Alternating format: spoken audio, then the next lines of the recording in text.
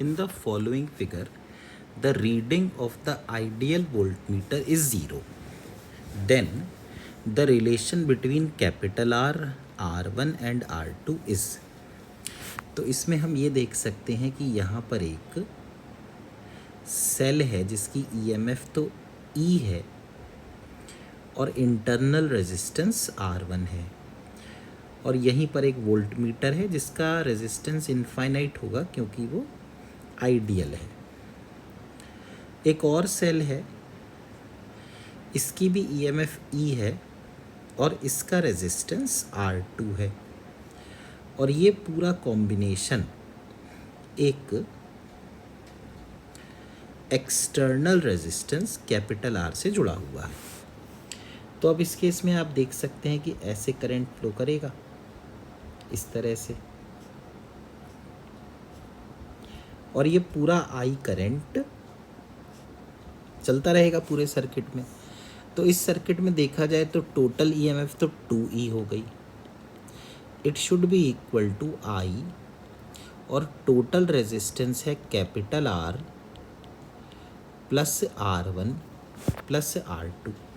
इसका मतलब आई की वैल्यू आ जाती है 2E upon capital R plus R1 plus R2। तो ये टोटल करंट हो गया। अब ये कह रहे हैं कि जो वोल्टमीटर है उसकी रीडिंग 0 है, तो वोल्टमीटर तो क्या बताएगा? वोल्टमीटर तो टर्मिनल वोल्टेज बताएगा। अब टर्मिनल वोल्टेज कितना होना चाहिए? तो चूंकि यहाँ पर करंट पॉजिटिव टर्मिनल से निकल रहा है तो टर्मिनल वोल्टेज होनी चाहिए E माइनस IR1। अगर ये वोल्टेज 0 है तो हम इसको लिख सकते हैं 0 is equal to E minus IR1। तो यहाँ से I आ जाएगा E बाय R1।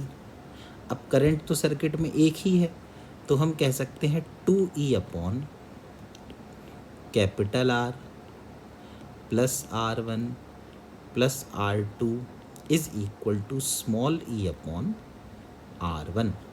तो E और E कट गया, तो यहाँ से हम लिख सकते हैं 2R1 is equal to capital R plus R1 plus R2। तो कैपिटल R बन गया 2R1 minus R1 minus R2।